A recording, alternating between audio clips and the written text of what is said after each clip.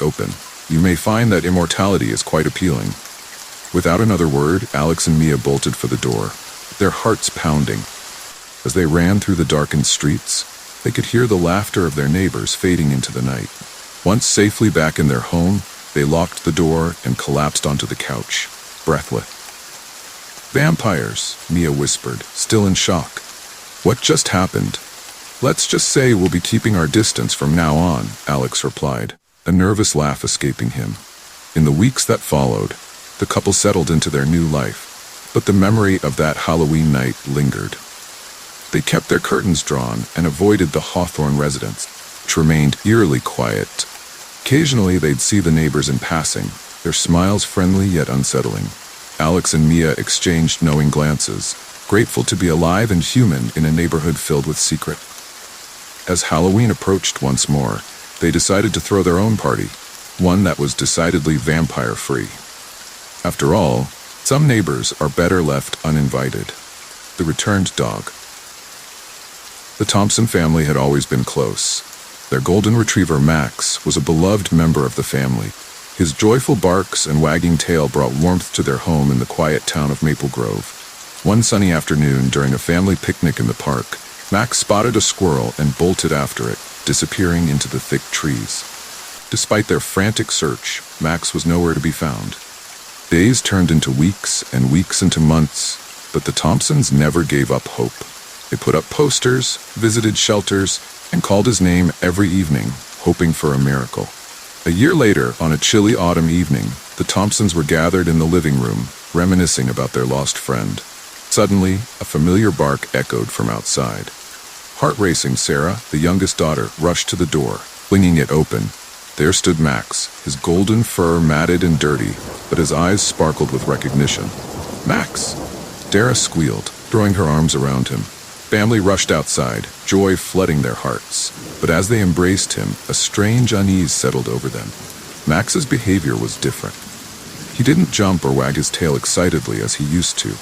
Instead, he stood still, his gaze intense and almost unsettling. As the days passed, Thompsons welcomed Max back into their home. They couldn't shake the feeling that something was off. Followed them closely, his eyes never leaving them, as if he were watching for something.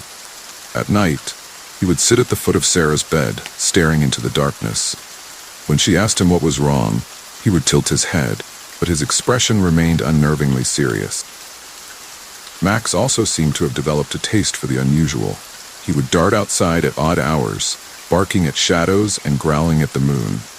One night, the family heard a low, rumbling growl emanating from the backyard. When they rushed to investigate, they found Max standing at the edge of the woods, fixated on something unseen. Concerned, the Thompsons consulted a local veterinarian.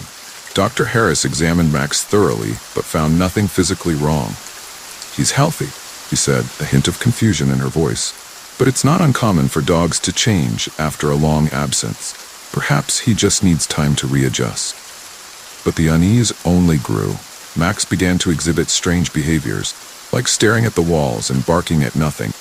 The family started to notice odd occurrences around the house. Objects moved, shadows flickered, and an unsettling chill filled the air. One evening, Sarah woke to find Max sitting at her bedside, his eyes glowing faintly in the dark. "Max?" she whispered, but he didn't respond. Instead, he let out a low, guttural growl that sent shivers down her spine. Desperate to understand what was happening, the Thompsons decided to investigate Max's disappearance. They returned to the park where he had run away, hoping to find clues. As they searched the area, they stumbled upon a hidden path leading into the woods. Following the path, they discovered an old, dilapidated cabin. It looked as if it hadn't been touched in years. Inside, they found remnants of strange rituals, symbols carved into the walls, candles burned down to stubs, and a lingering sense of dread. Suddenly, they heard a rustling behind them. Turning around, they found Max standing in the doorway, his eyes glowing brighter than ever. He growled, a deep, menacing sound that echoed through the cabin. In that moment, the Thompsons understood. Max had returned, but he was not the same dog they had lost. Something dark had followed him back from the woods. "Max, it's us!" Sarah cried, tears streaming down her face. "We love you. Please come back to us."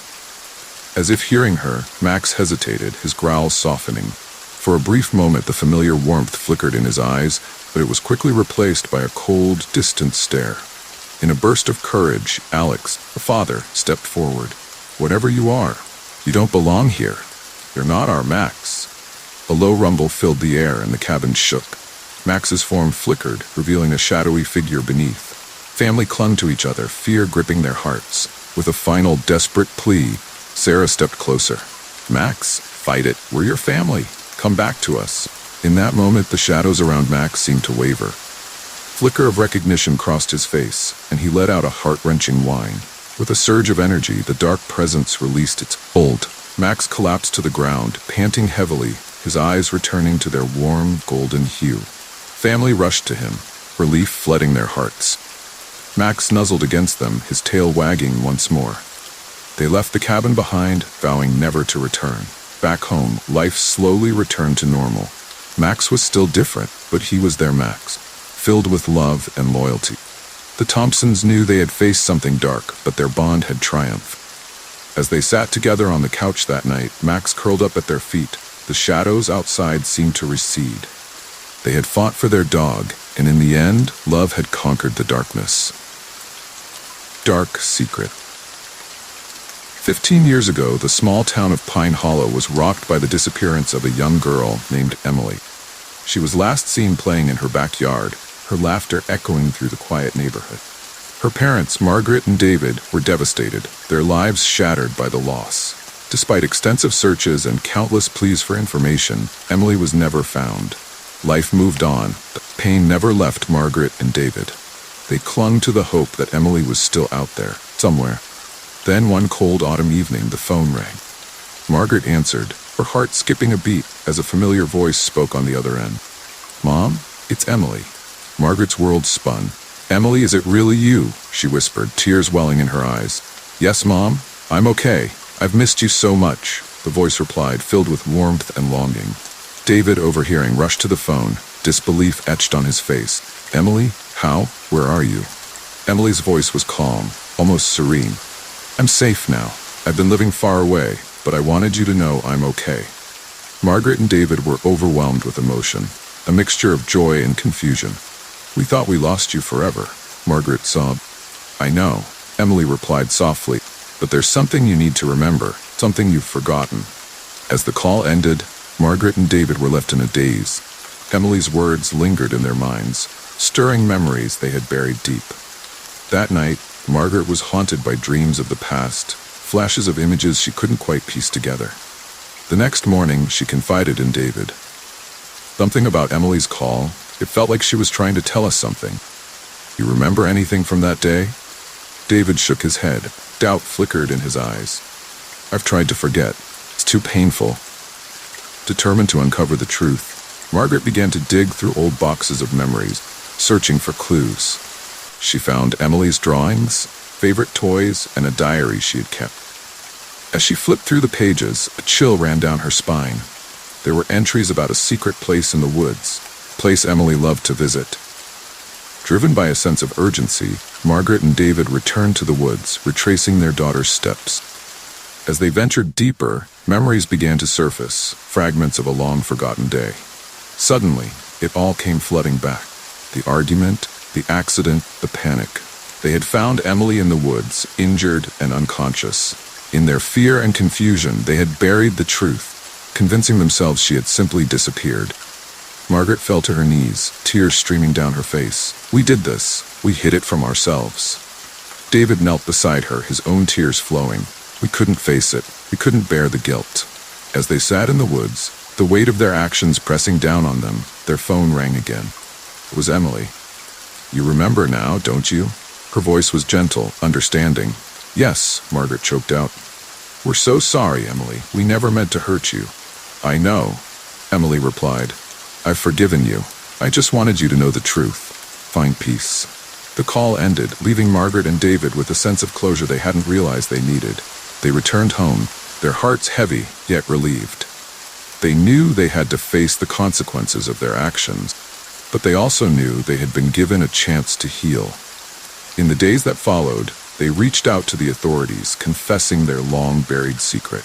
The town was shocked, but there was also a sense of understanding and compassion.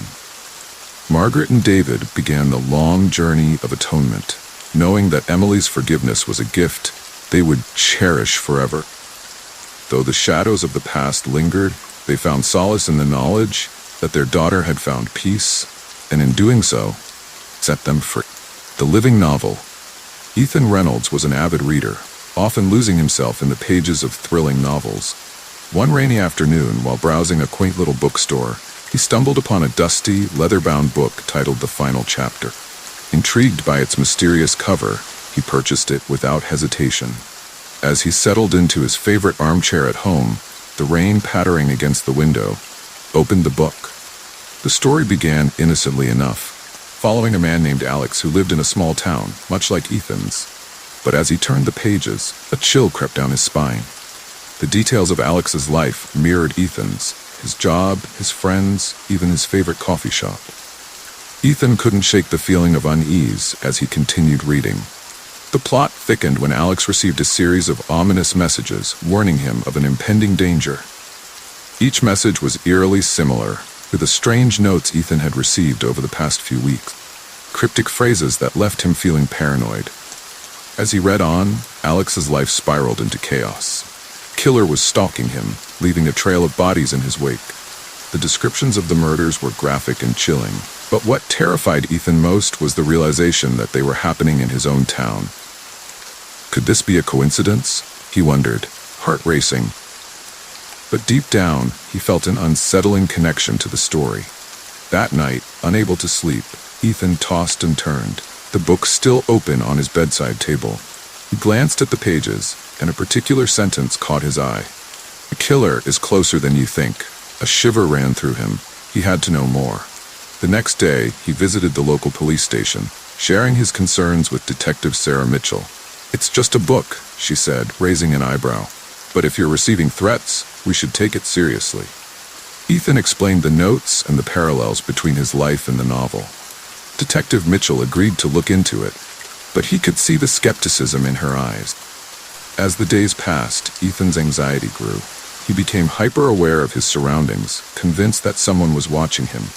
The more he read, the more the story unfolded. Alex was now on the run, desperate to uncover the identity of the killer before it was too late.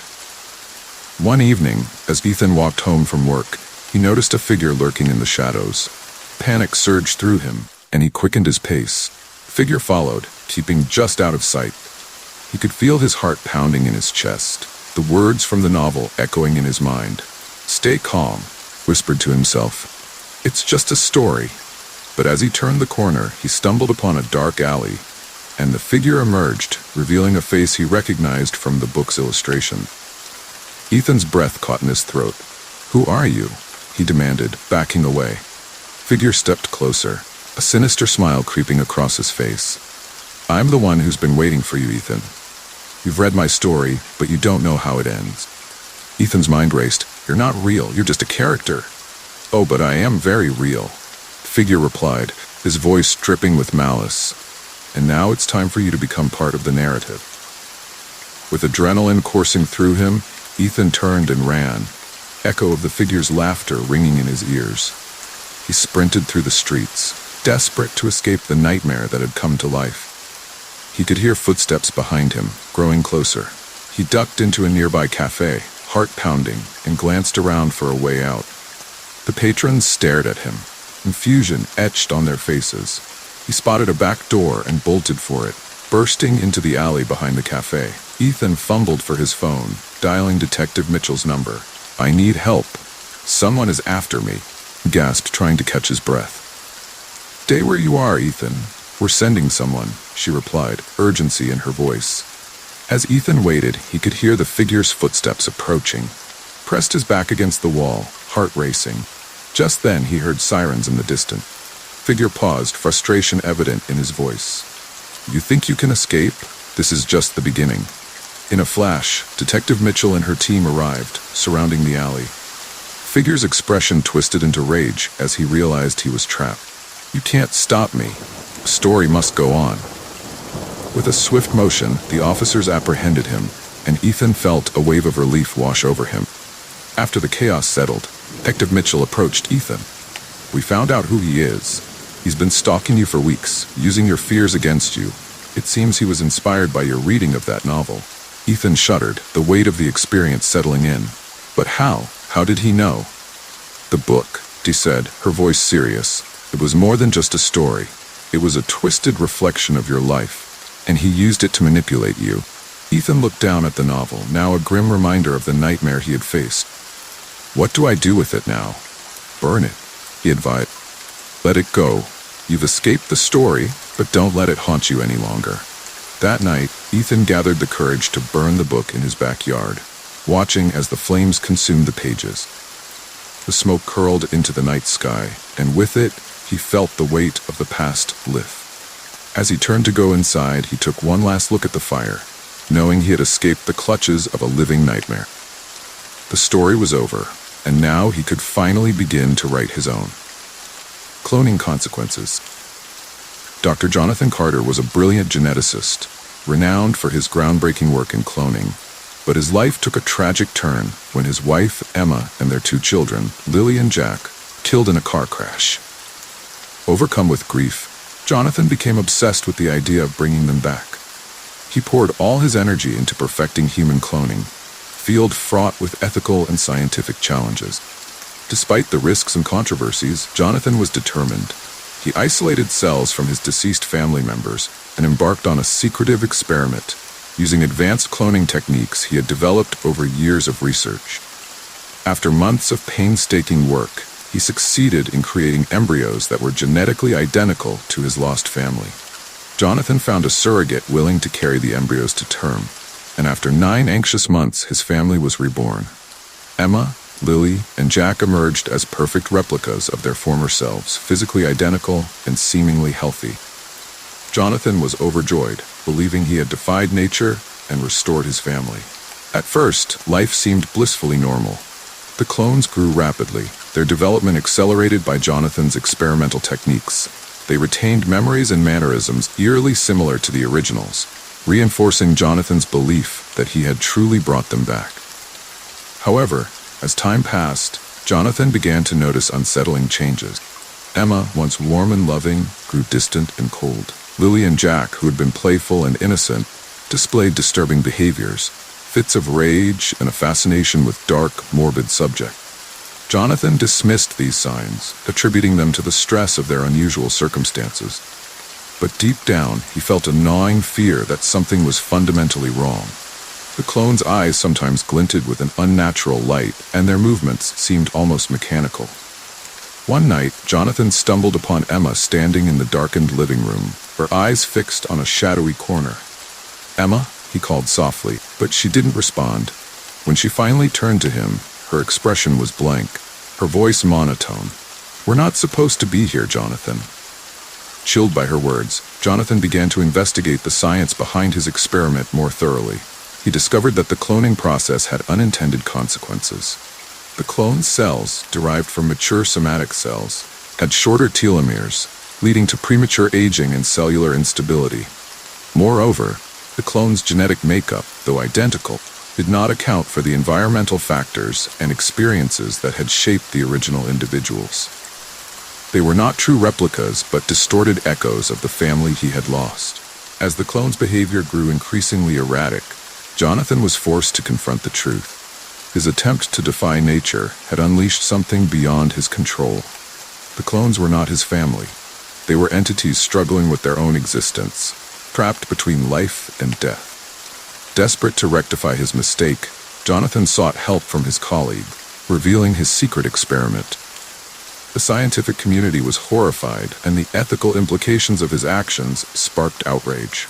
Jonathan faced not only legal repercussions, but also the haunting realization that he had violated the natural order. In a final act of redemption, Jonathan decided to end the experiment. He couldn't bear to see his family suffer in a state of unnatural existence. With a heavy heart, he administered a serum he had developed, peacefully end the clones' lives, allowing them to rest. As he watched them slip away, Jonathan was filled with a profound sense of loss, but also relief. He had learned a harsh lesson about the limits of science and the sanctity of life. Jonathan's story became a cautionary tale, a reminder of the ethical boundaries that must not be crossed. He dedicated the rest of his life to advocating for responsible scientific practices, hoping to prevent others from making the same mistakes. Though he lived with the burden of his actions, Jonathan found solace in the memories of his real family, cherishing the time they had shared. He understood now that some things, once lost, could never truly be reclaimed. Electric chair awakening. The sharp smell of metal and the hum of electricity filled the air. As Marcus blinked awake, heart racing, he found himself strapped to an electric chair, cold leather bindings digging into his wrists and ankles. Panic surged through him as he struggled to remember how he had ended up in this terrifying situation, but his mind was a blank slate. He glanced around the dimly lit room, the walls lined with peeling paint and flickering fluorescent lights. Shadows danced in the corners, and the sound of dripping water echoed ominously. There was no one else in sight, only the oppressive silence that weighed heavily on him. "Hello?" Marcus called out, his voice trembling.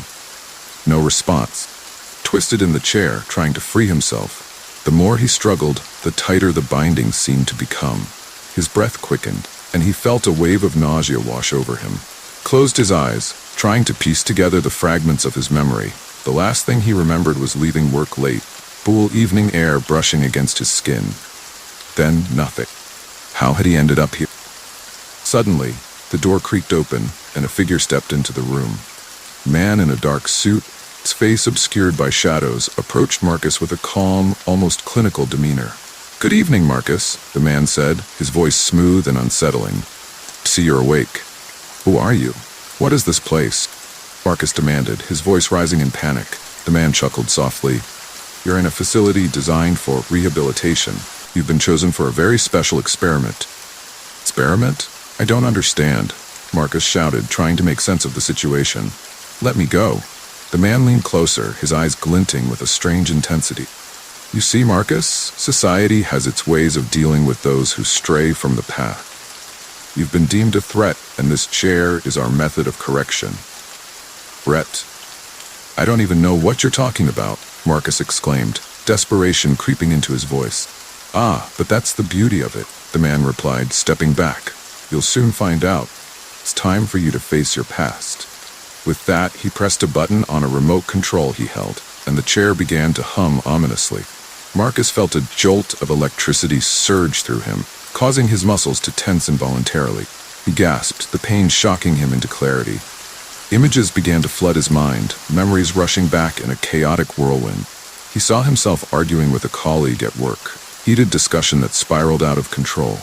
He remembered a late-night drive, the headlights of an oncoming car blinding him. Then, the crash, the sound of shattering glass and twisted metal. Suddenly, he was back in the chair, gasping for breath. "No, I didn't mean to. It was an accident," he cried out, tears streaming down his face. The man watched him with a cold, calculating gaze. "Accidents have consequences, Marcus, and now you must pay for yours." Chair hummed louder, and Marcus felt another surge of electricity course through him. He screamed, pain overwhelming, but within the agony he found a flicker of determination. "I won't let you do this," he shouted, summoning every ounce of strength he had. "Do you think you can resist?" the man taunted, pressing the button again.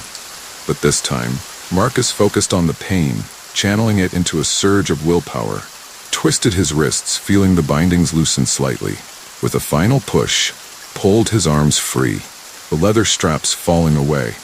In a burst of adrenaline, Marcus lunged at the man, catching him off guard.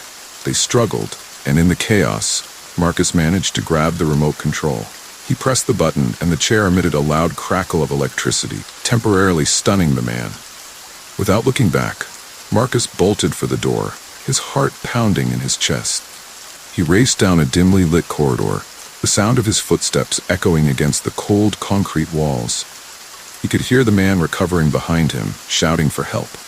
Marcus burst through a door and found himself outside, cool night air hitting his face like a splash of cold water. He was in an abandoned facility, surrounded by overgrown weeds and crumbling brick walls. The moon hung high in the sky, illuminating his path. He ran, not stopping until he reached the edge of the property. As he glanced back, he saw the man standing in the doorway, his expression a mix of anger and disbelief. Breathing heavily, Marcus stumbled into the night, the weight of his past still heavy on his shoulders. He knew he had escaped the immediate danger, but the memories of that fateful night haunted him. He needed to find help, to confront the consequences of his actions and make amends. As he walked away from the facility, he vowed to reclaim his life, to face the darkness that had threatened to consume him.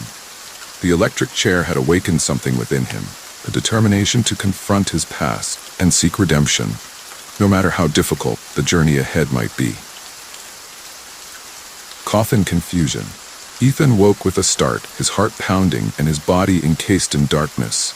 The air was damp and heavy, and a faint smell of decay lingered around him. Panic surged through him as he realized he was lying in a coffin, the wooden lid pressing down on him. "Hello?" he called out, his voice muffled and weak.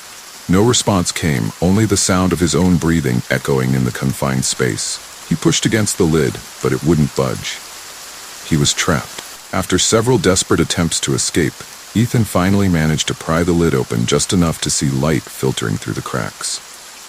With a surge of adrenaline, he pushed harder, coffin creaking as he forced it open.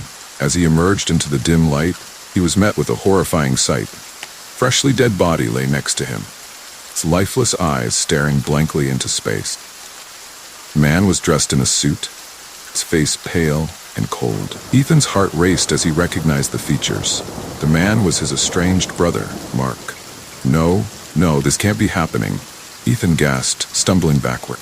Memories flooded back, years of resentment, arguments, and a bitter fallout that had torn their family apart. He hadn't seen Mark in years, and now he was lying dead beside him. Ethan's mind raced. How had he ended up here? The last thing he remembered was leaving a bar after a few drinks, his head spinning from the alcohol. Had he been in an accident? Kidnapped? He looked around, trying to make sense of his surrounding. The coffin was in a small, dimly lit room filled with shadows and the faint scent of earth. A single flickering candle illuminated the space, casting eerie shapes on the walls. "Mark," Ethan shouted, shaking his brother's shoulder, but there was no response. Panic clawed at his throat as he realized he was alone in this nightmare. Desperation took hold, and Ethan scrambled out of the coffin, his heart racing. He needed to find a way out. He searched the room, but there were no windows, only a heavy wooden door at the far end. With trembling hands, he pushed against the door. It creaked open, revealing a narrow hallway, lined with more coffins. The air was thick with an unsettling stillness, and Ethan felt a chill run down his spine. As he ventured deeper into the corridor, he noticed photographs hanging on the walls, pictures of his family, including Mark. They were all smiling, frozen in moments of happiness. But there was something off about the images. They seemed to distort and shift when he looked at them directly. Ethan's heart sank as he reached the end of the hallway. There, he found a small room filled with more coffins, and at the center, a table covered in strange symbols and candles. A figure stood with its back to him, dressed in a dark cloak, muttering incantations. "Who are you?" Ethan demanded, his voice shaking. The figure turned slowly, revealing a gaunt face with hollow eyes. "You shouldn't be here, Ethan," it hissed. "You were meant to join the others." "Join the others? What are you talking about?" Ethan's mind raced, trying to comprehend the situation. The figure gestured to the coffin. "This is a sanctuary for lost souls. Your brother was chosen, and now you are too." Ethan's stomach churned as the realization hit him. "You're a cultist. You killed him." Figure smiled, a chilling grin that sent shivers down Ethan's spine. "We don't kill. We offer a chance for rebirth. Your brother was ready to leave this world behind, and now you will join him." Panic surged through Ethan as he turned to flee. He raced back down the hallway, heart pounding, the sound of footsteps echoing behind him. He burst through the door, desperate to escape the nightmare. He stumbled into a larger room filled with candles and strange symbols, the air thick with incense. In the center, a group of cloaked figures chanted in unison, their voices rising in a haunting melody. Ethan felt a surge of adrenaline as he spotted a window on the far wall. He sprinted toward it, ignoring the chanting and the figures surrounding him. He reached the window and pushed against it, but it wouldn't budge. "Stop him!" a voice shouted, and the figures turned their attention to him. Ethan fought against the window, desperation fueling his strength. He could hear the figures closing in, their chants growing louder. With one final push, the window shattered, sending shards of glass flying. Climbed through the opening, feeling the cool night air wash over him as he tumbled to the ground outside. He landed hard, but didn't stop to catch his breath. He ran, the sounds of the cultists fading behind him. As he stumbled through the darkened streets, his heart racing, Ethan couldn't shake the image of Mark's lifeless body from his mind. He had escaped, but the horror of what had happened lingered. Days later, Ethan learned that Mark had been missing for weeks, and the police were investigating the cult. The realization that he had been so close to losing his life, and that of his brother, haunted him. Ethan vowed to uncover the truth about the cult and his brother's death. He would not let Mark's memory fade into darkness. The experience had changed him, and he was determined to find justice, not just for himself, but for Mark and all the souls lost to the shadows. Boarded up, Clara woke to the sound of silence, a heavy stillness that felt suffocating. She blinked against the morning light streaming through the window, but something felt off. The house was too quiet. She sat up in bed, rubbing her eyes, and glanced around the familiar room. "Jake? Lily?" she called out, her voice echoing in the stillness. There was no response. A knot of unease tightened in her stomach as she swung her legs over the side of the bed and padded barefoot across the cool wooden floor. Clara made her way down the hallway, her heart racing as she peered into each room. The living room was empty, the toys strewn about as if her daughter had just been playing. The kitchen was untouched, the smell of coffee lingering in the air. The pot was cold. "Where are they?" she muttered, panic rising within her. She rushed to the front door, her hands trembling as she turned the knob. It wouldn't budge. Confused, she pushed harder, but the door remained firmly shut. "Jake," he shouted, pounding on the door. "Let me out." Clara turned and looked out the window, her heart sinking. The world outside was unnaturally still. The street was empty, devoid of the usual morning bustle. She rushed to the other windows, but each one was boarded up tight. Fear coursed through her veins as she raced back to the front door, frantically pulling at the handle. "This isn't funny," she yelled, her voice cracking. She stepped back, taking a deep breath to steady herself. "Think, Clara. Think," she whispered to herself. She grabbed her phone from the kitchen counter, but there was no signal. The screen flickered, showing only a spinning circle of doom. Clara's mind raced as she searched the house for clues. She checked every room again, hoping to find a note or some sign of where her family had gone. In her daughter's room, she noticed a small drawing on the floor. Crayon sketch of their family with a big red X over it. "What does this mean?" she murmured, picking it up. The unease deepened, and she felt a chill creep down her spine. In the master bedroom, she noticed the closet door slightly ajar. She opened it, revealing a jumble of clothes and shoes. But behind them, something caught her eye. A small, hidden door at the back of the closet. Clara's heart raced as she pulled it open, revealing a narrow, dark passageway.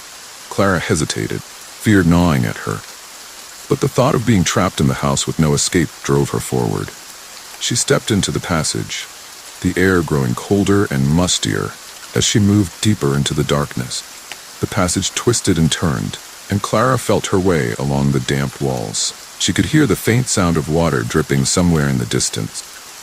After what felt like an eternity, she stumbled into a small, dimly lit room. To her horror, the walls were lined with photographs, pictures of her family, taken without their knowledge. There were images of Jake and Lily playing in the yard, laughing at the park, and Ev. Suddenly, the door behind her slammed shut, plunging the room into darkness. Clara spun around, panic rising as she pounded on the door. "Let me out, please." "Clara?" A voice echoed from the shadows, sending chills down her spine. "You shouldn't have come here." She squinted into the darkness, trying to make out the figure emerging from the shadows. It was a man, his face obscured by a hood. "Who are you?" she demanded, her voice shaking. "I'm the one who's been watching," he said, stepping closer. "You've been living in your little bubble, oblivious to the truth. Now you're part of the story." "What story?" Clara shouted, backing away. "Where's my family?" "They're safe, for now. he replied, voice dripping with malice. But you need to understand, you've been chosen.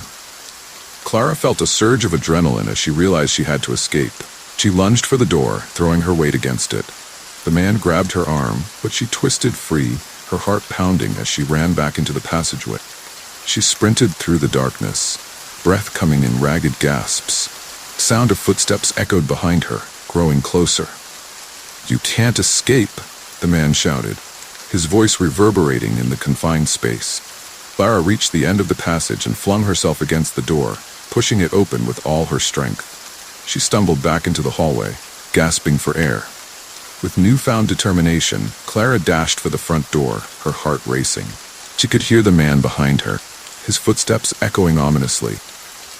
"You can't leave," he yelled. Clara reached the door and threw her weight against it, feeling it give slightly. She pushed harder, adrenaline fueling her strength. With a final shove, the door burst open and she stumbled outside into the fresh air. The world outside was eerily quiet. She didn't stop to look back. She ran down the street, heart pounding, desperate to find help and uncover the truth about what had happened to her family. As she reached the end of the street, she turned to look back at her house. It stood ominously, boarded up and silent. The man stood in the doorway, watching her with a chilling smile. Clara knew she had to return, fight for her family, and uncover the secrets hidden within those walls. She would not rest until she found Jake and Lily, no matter the cost. The boarded-up house was no longer a prison. It was a battleground, and she was ready to confront whatever darkness lay within. Island of Snakes. Mark Thompson had always harbored a deep-seated fear of snakes. The mere thought of them sent shivers down his spine. So when he signed up for a sailing trip in the Caribbean, he thought it would be a thrilling adventure, until the storm hit. The sky darkened ominously as waves crashed against the small sailboat, tossing it like a toy in a bathtub. Mark gripped the railing, his heart racing as he fought against the wind. Just as he thought they might weather the storm, a massive wave crashed over the boat, sending him tumbling into the icy water. When Mark finally regained consciousness, he found himself washed ashore on a small, deserted island. The sun beat down mercilessly, and he groaned as he pushed himself up, shaking off the sand. The boat was nowhere in sight, and panic began to set in. "Hello?" called out, but only the sound of crashing waves answered him. He was alone. As he surveyed his surroundings, he noticed dense foliage and towering palm trees. The island was beautiful, but a sense of dread lingered in the pit of his stomach. He took a deep breath, trying to calm himself.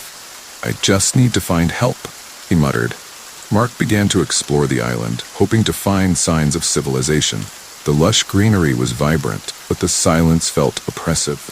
As he walked, he stumbled upon a small freshwater stream, its crystal-clear water glistening in the sunlight. Relief washed over him as he knelt to drink. Just as he cupped the water in his hands, froze. A rustling sound came from the bushes nearby. Heart pounding, he turned slowly, and there it was, a snake, coiled and ready to strike, its scales glistening like polished emerald. Mark jumped back, his fear overwhelming him. "No, get away," he shouted, scrambling to his feet. The snake slithered away into the underbrush, leaving him trembling. As the day wore on, Mark's fear escalated. He realized the island was infested with snakes. Every rustle in the grass sent him into a panic, and he could feel their presence lurking just out of sight. He stumbled upon a clearing filled with snakes basking in the sun, their bodies intertwined like a living carpet. He turned and ran, his heart racing as he pushed through the dense foliage. "This isn't happening," he gasped, trying to convince himself that he could find a way off the island. As night fell, the island transformed into a symphony of sounds. The chirping of crickets, the rustle of leaves, and the occasional hiss that sent chills down his spine.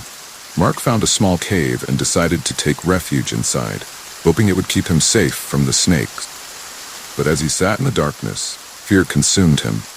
He could hear them slithering outside, their movements echoing in the stillness. "I can't stay here," he whispered to himself. "I need to find a way out."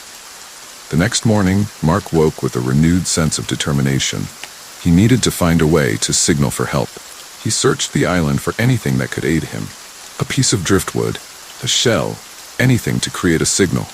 As he wandered along the beach, he spotted a pile of rocks and driftwood.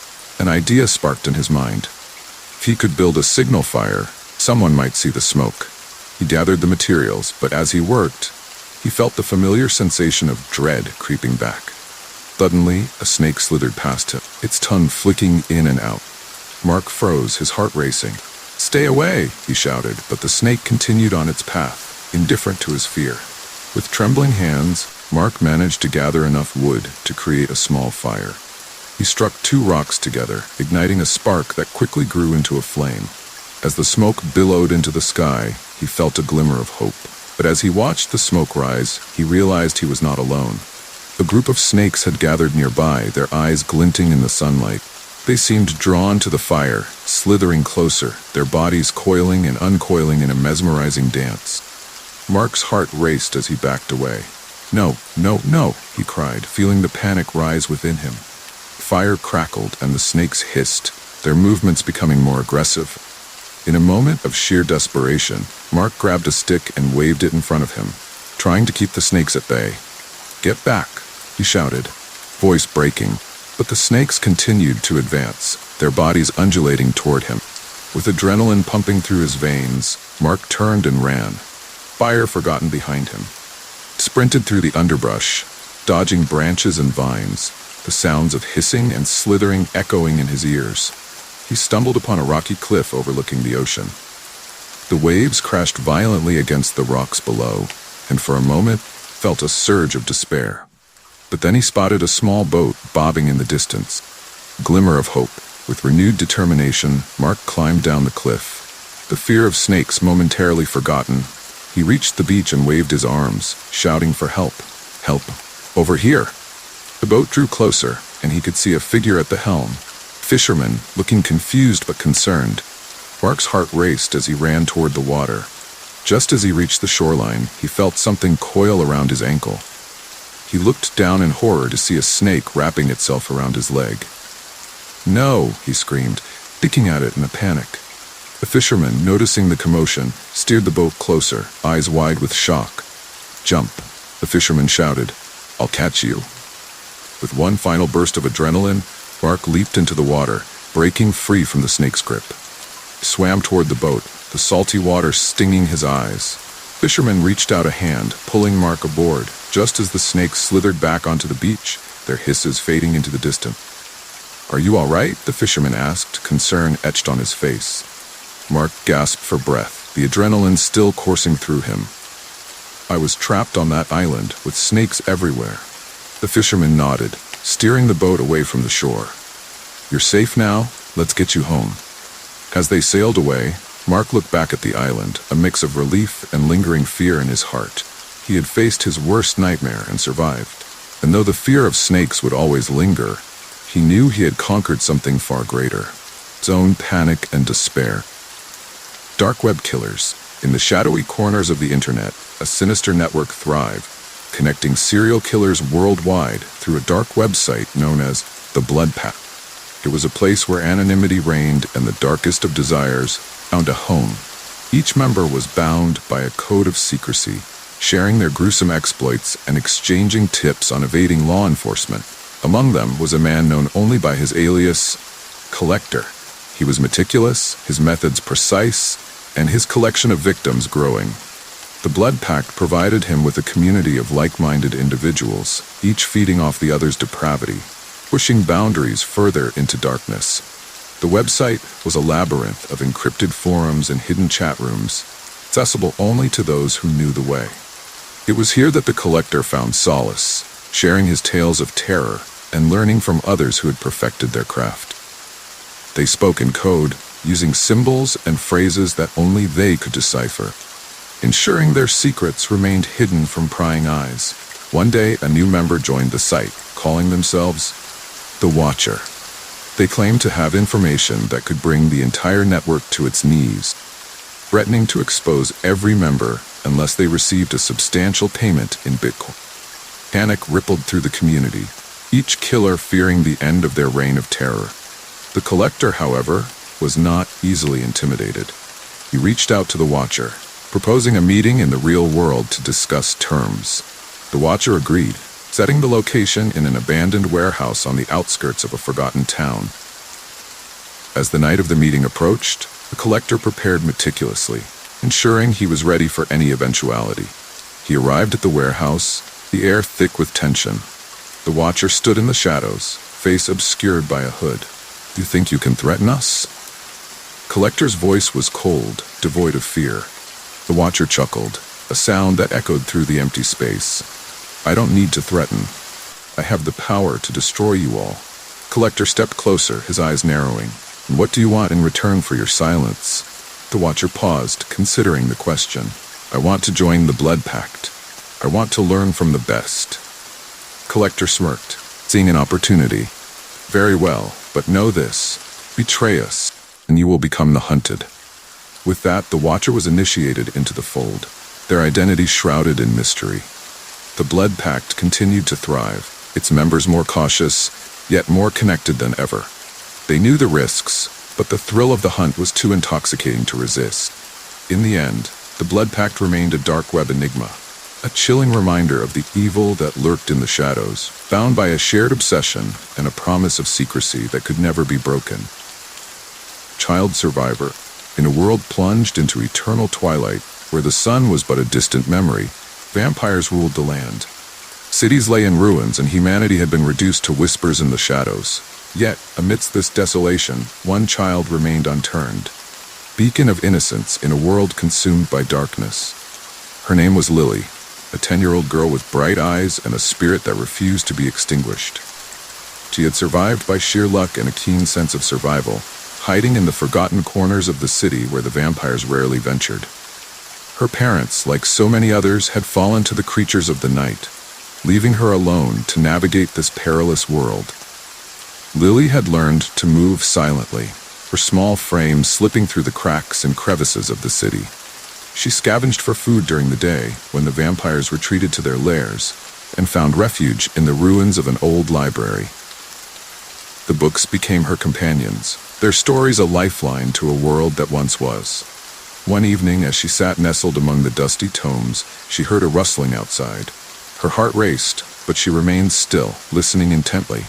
The sound grew closer, and she realized it was not the stealthy approach of a vampire, but the hesitant footsteps of a human. Peering through a crack in the wall, she saw a figure, a young woman, her clothes tattered and her face gaunt from hunger. Lily's heart leapt with hope. She hadn't seen another human in months. Summoning her courage, she stepped out from her hiding place. "Hello?" Lily's voice was barely a whisper, but it carried through the silence. The woman turned, her eyes widening in disbelief. "A child? How are you still here?" Lily shrugged, a small smile playing on her lips. "I hide, I rid, I survive." The woman, whose name was Sarah, joined Lily in the library, sharing stories of her own survival. She had been part of a resistance group, fighting against the vampire overlords, but they had been overwhelmed. Now she was searching for any remaining survivors. As the days passed, Sarah taught Lily how to defend herself, how to move even more silently, and how to use the shadows to her advantage. In return, Lily shared her knowledge of the city's hidden places, nooks and crannies where they could find safety. Together, they formed a bond, a small flicker of humanity, in a world that had forgotten what it meant to be human. They began to dream of a future where the sun might rise again, where they could rebuild what had been lost. One night, as they sat under the stars, Sarah spoke of a rumored sanctuary, a place where the last remnants of humanity were gathering, planning to reclaim their world. It was a long journey, fraught with danger, but it offered a glimmer of hope. With newfound determination, Lily and Sarah set out, navigating the treacherous landscape with caution. They traveled by night, avoiding the vampire patrols, and rested during the day in hidden shelters. Along the way, they encountered others, small groups of survivors who joined their cause, inspired by the courage of a child who refused to give up. Together they moved toward the sanctuary, their numbers growing, their hope rekindling. As they reached the edge of the sanctuary, a valley bathed in the soft glow of dawn, they knew they had found their refuge. The air was filled with the sounds of life, people working together, forge a new beginning. Lily stood at the threshold, her heart swelling with emotion. She had survived against all odds, and now she was part of something greater, a community determined to reclaim their world from the darkness. In that moment, as the first rays of sunlight broke over the horizon, Lily knew that the future was theirs to shape. The child survivor had become a symbol of resilience, a testament to the enduring spirit of humanity in a world overrun by vampires. Circus of Clowns. The circus had always been a place of laughter and joy, but for Emma, it was a nightmare come to life. Ever since childhood, she had harbored an intense fear of clowns. Their painted faces, exaggerated features, and unpredictable antics sent shivers down her spine. She had sworn never to step foot in a circus again. Yet, here she was, standing in the dusty parking lot of the traveling circus that had rolled into town, clutching a crumpled flyer that promised the greatest show on earth. Desperation drove her to this place. After losing her job and struggling to pay rent, she had taken a chance on a last-minute job offer from the circus, hoping to find some semblance of stability. The pay was decent, and she needed the money. But as she stepped through the entrance, the sounds of laughter mixed with the distant roar of the crowd made her stomach churn. The vibrant tents loomed overhead, and the air was thick with the smell of popcorn and cotton candy. Emma forced herself to breathe deeply, trying to quell the rising tide of anxiety. She was assigned to help with the setup, moving props and equipment for the various acts. As she worked, she couldn't shake the feeling that she was being watched. It wasn't long before she encountered the clowns. They were a motley crew, dressed in bright colors and oversized shoes, their faces painted in exaggerated expressions. Emma's heart raced as they approached her, their laughter echoing in her ears. She forced a smile, trying to appear unfazed. Inside, she felt like a deer caught in headlights. "Hey there, newbie," one of the clowns called out, his voice booming. He had a wide grin painted across his face, and his eyes sparkled with mischief. "Welcome to the circus. Ready to join the fun?" Yeah, thanks," Emma stammered, her voice barely above a whisper. She quickly turned away, focusing on the task at hand. As the days passed, Emma found herself immersed in the chaotic world of the circus. She learned to juggle props, set up the ring, and even assist with the animal act. But every time she encountered the clowns, her heart would race. They seemed to revel in her discomfort, often playfully teasing her about her fear. One evening, after a particularly exhausting day, Emma sat alone in the break room, trying to catch her breath. The clowns had just finished their performance, and their laughter echoed in the distance. She closed her eyes, wishing she could escape the cacophony of noise. Suddenly, the door swung open, and a clown entered, his face painted in a sinister grin. "What's the matter, little lady? Afraid of a little fun?" he taunted, his voice dripping with mockery. Emma's heart raced as she stood up, ready to leave. "I'm not afraid," she shot back, trying to sound braver than she felt. "Prove it," challenged, stepping closer. "Join us for a game." Before she could respond, he grabbed her wrist and pulled her out into the main tent. The audience was roaring with laughter, and the spotlight illuminated the center ring where the clowns were performing their chaotic antics. Emma felt her pulse quicken as she was thrust into the spotlight, surrounded by the very thing she feared. "Let's see if our friend here can handle a little clowning around," clowns shouted, and the audience erupted in cheers. Emma's mind raced as she stood there, frozen. The clowns began their routine, juggling pies and performing slapstick comedy. The laughter of the crowd filled her ears, but all she could focus on was the overwhelming sense of dread. She felt trapped, the walls of the tent closing in on her. As the performance continued, Emma's fear morphed into something else, anger. She was tired of being a prisoner to her own anxiety. With a surge of determination, she stepped forward, grabbing a pie from one of the clowns. The audience gasped in surprise. "All right, let's see how funny this really is," she yelled, her voice ringing with newfound confidence. She hurled the pie at the nearest clown, hitting him squarely in the face. Laughter erupted from the crowd, and for the first time, Emma felt a rush of exhilaration. Clowns, taken aback, quickly recovered and joined in the fun. They began tossing pies back and forth, and Emma found herself laughing along with the audience. The fear that had once paralyzed her began to dissipate, replaced by a sense of camaraderie and joy. As the performance came to an end, Emma realized that she had faced her fear head-on. The clowns, once terrifying figures in her mind, had become allies in the chaos of the circus. She had transformed from a frightened spectator into a participant in the madness. After the show, the clowns approached her, their faces now softened by genuine smiles. "You did great." Same clown who had pulled her into the ring said, "We knew you had it in you." Emma beamed, heart swelling with pride. "Thank you. Guess I just needed a little push." From that day forward, Emma embraced her role in the circus. She learned to juggle, perform tricks, and even paint her face like the clowns. The fear that had once held her captive became a distant memory, replaced by a newfound love for the vibrant world of the circus. As the traveling circus continued its journey, Emma found her place among the clowns, no longer afraid, but instead celebrating the joy and laughter they brought to the world. In the end, she discovered that sometimes facing your fears can lead to the most unexpected and wonderful adventures. Space tension.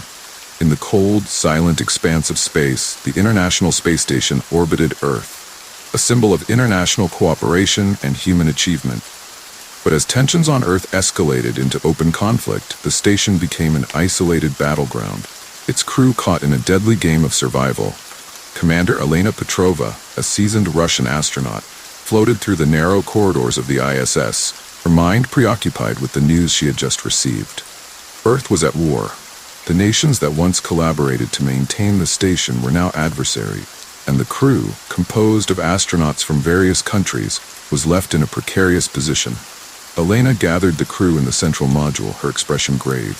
"We have a situation," she began, her voice steady despite the turmoil inside her. "Our countries are at war. We've lost contact with mission control, and I've received orders from Moscow." The crew exchanged uneasy glances. Among them were Dr. Michael Harris from the United States, Li Wei from China, and several others, each representing a nation now embroiled in conflict. Camaraderie they had built over months of working together was now overshadowed by suspicion and fear. "What are the orders?" Michael asked, his voice tense. Elena hesitated, the weight of her words pressing down on her. "I've been instructed to secure the station and prevent any unauthorized access to our modules. We're to maintain control at all costs." The implication was clear. Each astronaut had likely received similar orders, creating an atmosphere of distrust. The ISS, once a beacon of unity, was now a potential weapon in the hands of whichever nation could seize control. As days passed, the station's once harmonious environment deteriorated. Supplies dwindled, and the crew's nerves frayed under the constant pressure. The silence of space, once a comforting presence, now felt oppressive, amplifying the tension within the station.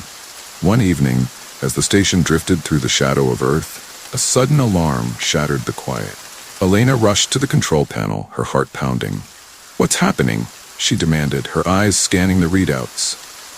"It's the airlock," Li Wei replied, voice strained. "Someone's trying to override the controls." Panic surged through the crew. In the confined space of the ISS, a breach could be catastrophic. Elena and Michael hurried to the airlock, their minds racing with possibilities. Could it be sabotage? An attempt to take control? As they approached, they found one of their own, a young engineer named Sophia, frantically working at the console. Her eyes were wide with fear, her hands shaking as she tried to explain. "I didn't mean to. I just wanted to send a message home." Elena's heart ached at the desperation in Sophia's voice. They were all trapped, cut off from their families and homes, forced to navigate a situation none of them had prepared for. She placed a reassuring hand on Sophia's shoulder. "It's okay. We'll figure this out together." But the incident heightened the tension, each crew member retreating into their own thoughts, their own fears. Trust was a fragile thing, easily shattered in the face of uncertainty. As the days turned into weeks, the crew struggled to maintain the station's systems, their isolation taking a toll on their mental and physical well-being. Every creak of the station, every flicker of the lights, became a source of anxiety. One night, as Elena floated alone in the observation module, gazing at the distant stars, she felt the weight of her responsibility. She had to find a way to unite the crew, to remind them of their shared humanity despite the chaos on Earth. Drawing a deep breath, she activated the station's communication system, broadcasting a message to the entire crew. "I know we're all scared," she began, her voice echoing through the empty corridors. "But we're more than representatives of our countries. We're astronauts. We've trained for years to be here, to work together. Let's not let the conflict on Earth destroy what we've built here." Her words resonated with the crew, a reminder of the bonds they had formed and the mission they had committed to. Slowly, they began to come together, sharing meals, working side by side, and supporting each other through the uncertainty. In the end, it was their unity that saved them. As communication with Earth was eventually restored, they learned that peace talks had begun, and the war was drawing to a close. The ISS, fragile outpost in the vastness of space, had weathered the storm, its crew emerging stronger and more resilient. The experience had changed them all, leaving an indelible mark on their hearts and minds. They had faced the darkness of space and the darkness within themselves, and they had prevailed. The ISS continued its orbit, a testament to the enduring spirit of cooperation and the hope for a brighter future. Ancient tomb, deep in the heart of the Egyptian desert where the sun beat down mercilessly and the sands whispered secrets of the ancients. A treasure hunter named Jack Sullivan embarked on what he believed would be his greatest adventure. For years he had studied ancient texts and maps, piecing together clues that led him to the fabled tomb of Pharaoh Khepri, said to be filled with unimaginable riches and guarded by dark forces. Jack arrived at the site, a remote valley surrounded by towering cliffs. The entrance to the tomb was partially buried, its stone door etched with intricate hieroglyphs that seemed to pulse with an otherworldly energy. Ignoring the warnings of local legends about the tomb's curse, Jack set to work, using his tools to pry open the ancient door. As the heavy stone creaked and groaned, a cloud of dust erupted from the entrance, enveloping him. Jack coughed, his heart racing with excitement and trepidation. He stepped inside, flashlight in hand, illuminating the dark, musty air. The walls were adorned with faded murals depicting the pharaoh's life, his conquests, and the afterlife he sought. The air grew cooler as Jack ventured deeper into the tomb, his footsteps echoing in the silence. He marveled at the treasures that lay scattered throughout the chambers, golden artifacts, jeweled sarcophagi, and ornate pottery. But as he explored, he couldn't shake the feeling that he was being watched. In the innermost chamber, he discovered a massive stone sarcophagus, intricately carved and adorned with precious gems. Jack's pulse quickened as he approached it, the thrill of discovery overwhelming his senses. He had found what he was looking for. As he reached for the lid, a sudden chill swept through the room, and the air crackled with a strange energy. Jack hesitated, a sense of foreboding creeping over him. But greed pushed him forward. He heaved against the lid, and it slid open with a loud groan. Inside lay the mummified remains of Pharaoh Khepri, his face obscured by a golden mask that glinted in the dim light. Jack's breath caught in his throat as he gazed at the treasures surrounding the sarcophagus. Golden jewelry, ornate weapons, and scrolls filled with ancient knowledge. But as he reached for a golden necklace, a low rumble echoed through the chamber. The walls trembled, and Jack stumbled back, heart racing.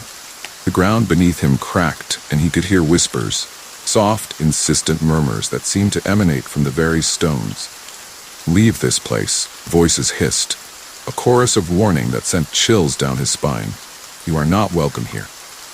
Ignoring the ominous warning, Jack grabbed the necklace, a beautiful piece adorned with emeralds.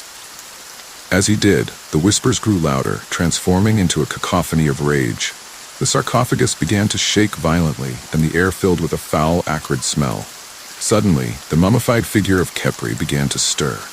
The golden mask cracked, revealing hollow eyes that glowed with an unearthly light. Jack's heart raced as he realized the ancient pharaoh was awakening, and he was not alone in the tomb. From the shadows, figures began to emerge, ghostly apparitions of Khepri's loyal servants, their faces twisted in anger and despair. They surrounded Jack, their eyes burning with fury. "You have disturbed our rest," one of them wailed, its voice echoing like a death knell. Panic surged through Jack as he dropped the necklace, stumbling backward. "I didn't mean to. I just wanted to explore," he shouted, but his words fell on deaf ears. The spirits advanced, their ethereal forms swirling around him. Jack could feel their cold breath on his skin, a chilling reminder of the fate that awaited him. He turned and ran, racing through the dark corridors of the tomb, the whispers growing louder, more insistent. Leave this place," they cried, their voices a haunting melody that echoed in his mind. Jack burst into the main chamber, desperately searching for an escape. The entrance was blocked by a wall of swirling sand, as if the desert itself had come alive to trap him. He could hear the pharaoh's voice now, deep and commanding. "You shall pay for your greed, intruder." With nowhere to go, Jack turned to face the advancing spirits. "I'm sorry. I didn't mean to disturb you," pleaded. The pharaoh's laughter filled the chamber, a sound that sent shivers down his spine. "Your fate is sealed," Khepri declared, raising a skeletal hand. The ground trembled, and Jack felt himself being pulled toward the sarcophagus, the weight of the pharaoh's curse dragging him down. In a final act of desperation, Jack lunged for the nearest artifact, ceremonial dagger. He brandished it against the spirits, but they merely laughed, their voices echoing in mockery. "You cannot fight what is already dead." As the dagger slipped from his grasp, Jack felt the cold hands of the spirits clutching at him, pulling him into the darkness. The last thing he saw was the glowing eyes of Khepri, filled with ancient wrath, before the world went black. Days later, a group of local villagers, drawn by tales of the tomb, ventured into the valley. They found the entrance to the tomb sealed by a swirling sandstorm, the whispers of the pharaoh echoing in the air. Despite their fear, they felt an inexplicable pull to enter, to uncover the secrets buried within. But as they approached, the wind howled, and the ground trembled beneath their feet. The tomb remained undisturbed, its dark secrets waiting for the next unwary soul to awaken the wrath of Pharaoh Khepri and his vengeful spirits. The basement door. The summer days stretched long and lazy in the small town of Maplewood, where siblings Mia and Jake spent their afternoons exploring their old house. The creaks and groans of the aging structure had always intrigued them, but nothing could prepare them for what they would find one fateful afternoon. It started as a typical day. Their parents were out running errands, leaving Mia, 12, and Jake, 8, to their own devices. After finishing their chores, they decided to venture into the basement, a place they often avoided due to its dim lighting and the strange shadows that danced along the walls. But today, curiosity pulled them down the rickety stairs. The basement was cluttered with boxes, old furniture, and forgotten toys. The air was thick with dust, and the faint smell of mildew lingered. As they rummaged through the items, Jake stumbled upon something unusual, a door that had never been there before. "Mia, look," he exclaimed, pointing to the door. It was small and unassuming, painted a faded blue that was peeling at the edges. The doorknob was tarnished, and a strange dark stain marred the wood beneath it. Mia frowned, her brow furrowing. "I don't remember this door being here. Do you think we should open it?" Jake's eyes sparkled with excitement and a hint of mischief. "Of course. What if there's treasure or something cool inside?" Mia hesitated, a shiver running down her spine. "What if it's dangerous? We should wait for Mom and Dad." Jake was already reaching for the doorknob, his small fingers wrapping around it. "Just a peek. Come on." With a reluctant sigh, Mia followed her brother's lead. Jake turned the knob, and the door creaked open, revealing a dark void beyond. The air that rushed out felt cold and stale, sending a chill through Mia's bones. "See? It's just dark," Jake said, his voice barely hiding his excitement. "Let's go in." Mia took a step back, her instincts screaming at her to turn away. "I don't know, Jake. It feels wrong." But Jake was already stepping through the threshold, his small frame disappearing into the darkness. "I'll be right back," called out, his voice echoing in the void. Mia bit her lip, torn between fear and concern. "Jake, wait," she shouted, but it was too late. The door swung shut behind him with a heavy thud, plunging Mia into silence. Panic surged through her. "Jake," she cried, pounding on the door. "Open it, please." For a moment there was nothing but silence. Then she heard a faint sound, a whisper, soft and unintelligible. It sent a wave of dread crashing over her. "Jake," she called again, her voice trembling. Suddenly, the door creaked open just a crack, and Jake's face appeared, pale and wide-eyed. "Mia, you have to come in. It's amazing." Mia's heart raced as she looked into her brother's eyes. They were filled with wonder. There was something else lurking beneath the surface. "Fear." "What do you mean? What's in there?" Jake hesitated, glancing over his shoulder into the darkness. I don't know. It's like a different place. You have to see. Against her better judgment, Mia stepped forward, curiosity overpowering her fear. Okay, we have to stick together. Jake nodded eagerly, and together they pushed the door open wider, stepping into the unknown. As they crossed the threshold, the air felt different, thicker, almost electric, and the darkness enveloped them like a shroud. The room beyond was unlike anything they had ever seen. It was vast and dimly lit, with walls that seemed to stretch endlessly into the shadows. Strange symbols were etched into the stone, glowing faintly with an otherworldly light. The ground beneath their feet was cold and hard, and an unsettling silence hung in the air. Where are we? Mia whispered, her voice barely above a breath. I don't know, Jake replied, his excitement waning as he looked around. But it's so cool. As they ventured further into the room, Mia felt a growing sense of unease. Symbols on the walls seemed to shift and writhe, almost as if they were alive. She could hear faint whispers echoing around them, unintelligible yet haunting, calling to them from the shadows. Let's go back, Mia said, her voice trembling. This place gives me the creeps. But Jake was already moving deeper into the chamber, drawn by an unseen force. Just a little further. Look at that. He pointed to a pedestal in the center of the room, upon which rested a small, ornate box. Mia's heart raced as she followed him. A sense of dread gripped. Jake, wait. You shouldn't touch anything. Ignoring her, Jake reached for the box, his fingers brushing against its surface. The moment he did, the whispers grew louder, a cacophony of voices rising in intensity. The symbols on the walls began to glow brighter, casting eerie shadows, danced around them. Jake, please, Mia pleaded, grabbing his arm. We need to leave. But it was too late. The box sprang open with a loud snap, and a dark mist poured forth, swirling around them like a living thing.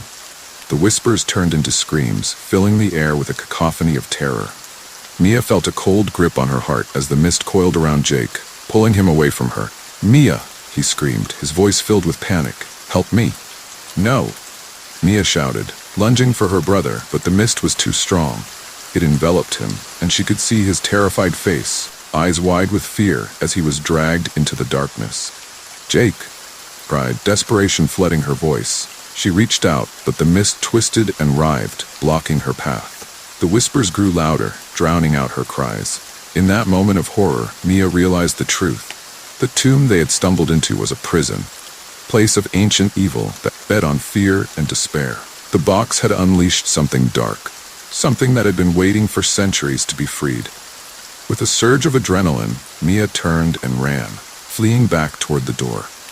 She could hear Jake's voice echoing in her mind, calling for her, but she had to escape. She had to survive.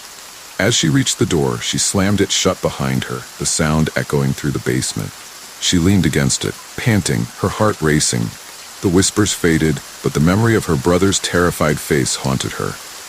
Mia, Jake's voice called from the other side, filled with desperation. Let me out, please. Tears streamed down her cheeks as she pressed her ear against the door. I'm here, Jake. I'm going to get you out. But deep down, she knew that whatever had taken him was not going to let him go. The door felt cold beneath her touch, and the darkness beyond it loomed ominously.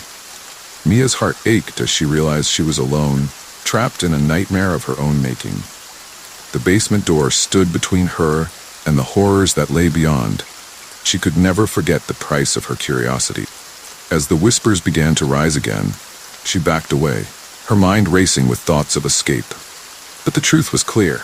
The ancient tomb had claimed her brother, and she was left to face the darkness alone. The winged creatures. Storm rolled in suddenly, dark clouds swirling ominously in the sky above the small coastal town of Eldrick. It was a typical summer day, the air thick with humidity and the scent of salt from the ocean. But as the wind picked up and the temperature dropped, an unsettling feeling settled over the town. Emma, a local waitress, was closing up the diner when the first drops of rain began to fall. She glanced out the window, watching as the sky darkened to an almost unnatural shade of gray. The townsfolk hurried to finish their errand, casting wary glances at the brewing storm. Just another summer squall, she muttered to herself, though a knot of anxiety twisted in her stomach. She had always loved storms, but this one felt different, charged, alive. As the rain began to pour, Emma stepped outside to head home. The wind howled, whipping her hair around her face. She pulled her jacket tighter around her, feeling the chill seep into her bones.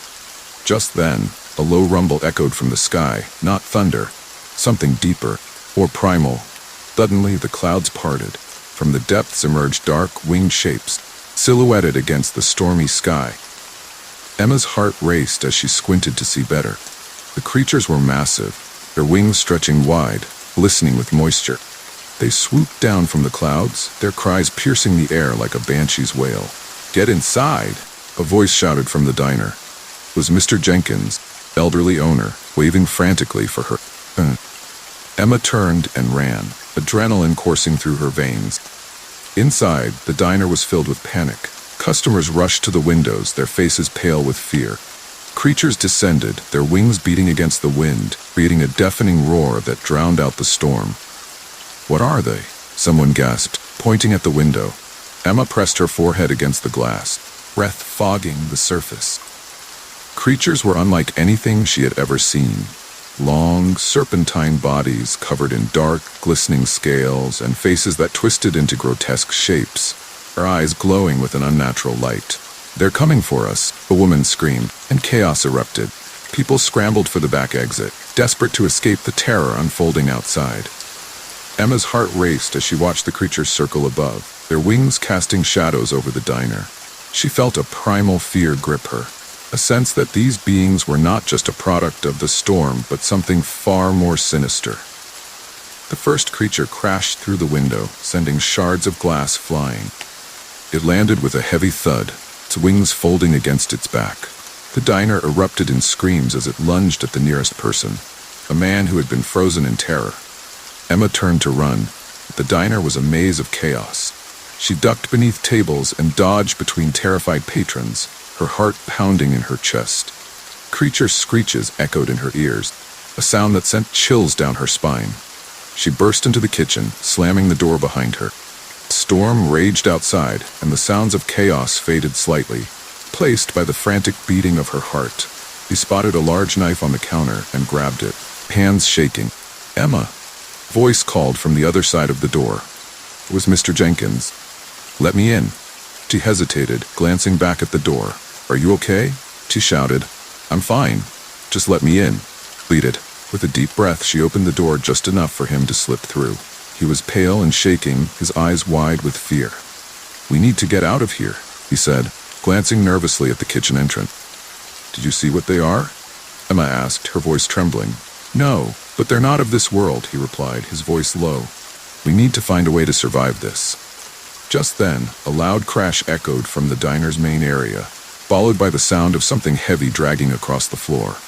Emma's heart sank. "They're coming?"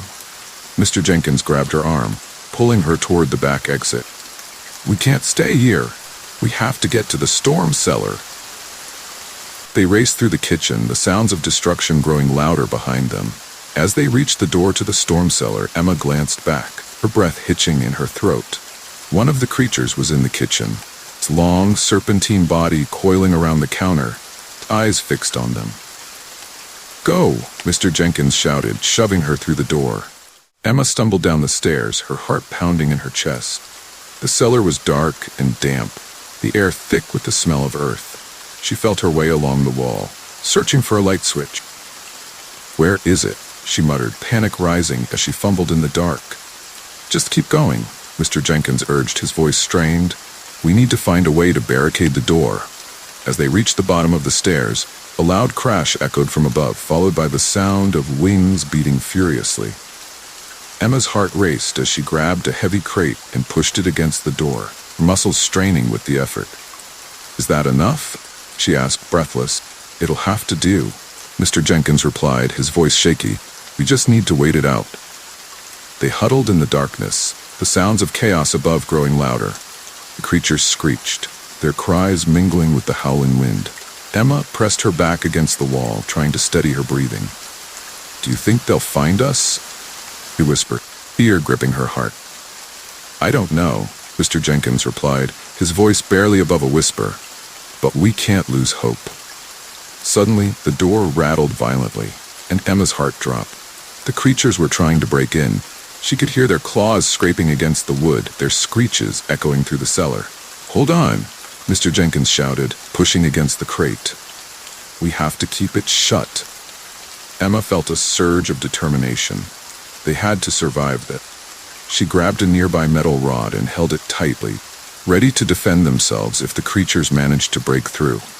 The door shook again and a crack appeared, light spilling into the darkness. Emma's breath caught in her throat as she prepared for the worst. But just as the door was about to give way, a loud explosion shook the building, sending a shockwave through the cellar. The door burst open, and debris flew everywhere. Emma shielded her face with her arms, but when she looked up, she saw the creatures retreating, screeching in terror. "What just happened?" she gasped, bewildered. Mr. Jenkins peered out into the chaos. "I think the storm is turning against them," he exclaimed, hope flickering in his eyes. As the wind howled and the rain poured down, creatures were swept away by a sudden surge of energy from the storm. They flapped their wings frantically, trying to escape the tempest that had come to their aid. Emma and Mr. Jenkins emerged from the cellar, witnessing the storm's fury unleashed upon the creatures. The sky crackled with lightning, illuminating the chaos around them. Creatures once terrifying and powerful were now at the mercy of the storm. "Let's go," Mr. Jenkins shouted, pulling Emma away from the chaos. They raced toward the diner's entrance, the storm swirling around them. As they stepped outside, the world had transformed. The creatures were gone, swept away by the tempest, leaving only the remnants of their chaos behind. The storm continued to rage, but for the moment, they were safe. Emma looked at Mr. Jenkins, relief washing over her. "We made it," she said, her voice trembling. "Together," he replied, a smile breaking through the fear. As the storm began to subside, they knew they had faced something unimaginable and survived. But deep down, they understood that the storm creatures were not gone forever. They were merely waiting, lurking in the shadows, ready to emerge again when the skies darkened and the winds began to howl once more. The Mirror Universe. In the quaint town of Ravenwood, nestled between dense forests and rolling hills, there was an old legend about mirrors. The townspeople whispered that mirrors were more than just reflective surfaces. They were portals to a parallel universe, where versions of ourselves lived lives just slightly askew from our own. Emma had always dismissed these stories as superstitions, tales spun to entertain children on dark, stormy nights. But that was before the day she noticed something strange in her own reflection. It began one quiet evening as Emma was getting ready for bed. She stood in front of the bathroom mirror, brushing her hair, when she noticed a flicker of movement that didn't match her own. She paused, staring intently at her reflection. For a moment, everything seemed normal, but then she saw it again, a subtle, almost imperceptible delay in her reflection's movements. Chill ran down her spine. She leaned closer, her breath fogging the glass. Her reflection stared back, eyes wide and unblinking. Emma shook her head, trying to dismiss it as a trick of the light or her imagination. But deep down, she felt an unsettling presence, as if someone, or something, was watching her from the other side. Over the next few days, the strangeness intensified. Emma would catch glimpses of her reflection moving independently, a shadow of a smile lingering too long, or a hand raised when hers was not. Each time, her heart would race, and she would turn away, trying to shake off the growing sense of dread. One night, as a thunderstorm raged outside, Emma found herself drawn to the large antique mirror in the hallway. It had been in her family for generations, ornate frame carved with intricate patterns. She stood before it, the dim light casting eerie shadows across her face. As lightning flashed, illuminating the room, Emma saw her reflection smile. Cold, calculating smile that didn't belong to her. She stumbled back, her heart pounding in her chest. The reflection's eyes glinted with a sinister intelligence, as if it knew something she didn't. "Who are you?" Emma whispered, her voice barely audible over the rumble of thunder. To her horror, the reflection's lips moved in response, though no sound reached her ears. It was as if the mirror was a window into another world, a world where her doppelganger was plotting something dark and malevolent. Desperate for answers, Emma spent hours researching the legend of the Mirror Universe. uncovering tales of people who had been replaced by their reflections, their lives taken over by the sinister versions of themselves. The stories spoke of a thin veil between the worlds, one that could be breached under the right conditions. Determined to confront whatever lurked behind the glass, Emma devised a plan. She waited until midnight, when the house was silent and the storm had subsided. Armed with a flashlight and a hammer, she approached the mirror, her heart pounding with fear and anticipation. As she stood before the mirror, a reflection stared back, its eyes filled with a dark resolve. Emma raised the hammer, ready to shatter the glass and break the connection between their worlds. But before she could strike, her reflection moved, placing a hand against the inside of the glass. Emma froze, her heart racing. The reflection's lips moved again, forming words she couldn't hear but could somehow understand. "Join us," it seemed to say, the invitation chilling in its simplicity. Emma hesitated, caught between fear and curiosity. She felt a strange pull, as if the mirror was drawing her in, offering a glimpse into a world both familiar and alien. In that moment of indecision, the reflection's hand pushed against the glass, and Emma felt a cold, invisible force grip her. She stumbled forward, her hand brushing against the mirror's surface. The glass rippled like water, and she felt herself being pulled through, the world around her dissolving into darkness. When she opened her eyes, she found herself standing in a room identical to her own, yet subtly wrong. Colors were muted, the air heavy with an unnatural stillness. Her reflection stood before her, now a living, breathing entity, its eyes filled with triumph. "Welcome to our world," it said, voice echoing in the silence. "We've been waiting for you." Emma's heart sank as she realized the truth. She was trapped in the mirror universe, prisoner in a world where her reflection ruled. The mirror, once a simple piece of glass, had become a gateway to a nightmare, and she was powerless to escape. As her reflection turned away, leaving her alone in the shadowy room, Emma understood true horror of the legend. The mirrors were not just portals. They were prisons, and she was now part of the reflection's sinister plot to take over her life. In the days that followed, Emma watched helplessly as her reflection lived her life, interacting with her friends and family, all unaware of the switch. She was a ghost, trapped in a world of shadows, her only companions, the other reflections who had suffered the same fate. And so, the mirrors remained, silent sentinels in the world above, their surfaces hiding the dark secrets of the mirror universe, waiting for the next unsuspecting soul to peer too closely and fall into their trap.